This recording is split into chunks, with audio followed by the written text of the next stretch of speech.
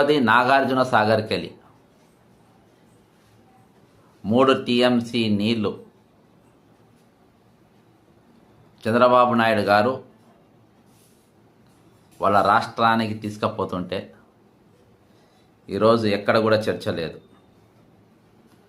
అంతేకాకుండా దివ్యాంగులను సమానత్వంలో చూడాలి అని సుప్రీంకోర్టు చీఫ్ జస్టిస్ చంద్రచూడ్ గారు మాట్లాడినటువంటి దానిపైన ప్రధానంగా ఈరోజు గమనం తీసుకొని వస్తున్నాం. ఒకసారి నిన్న జరిగిన చర్చ ఆడియో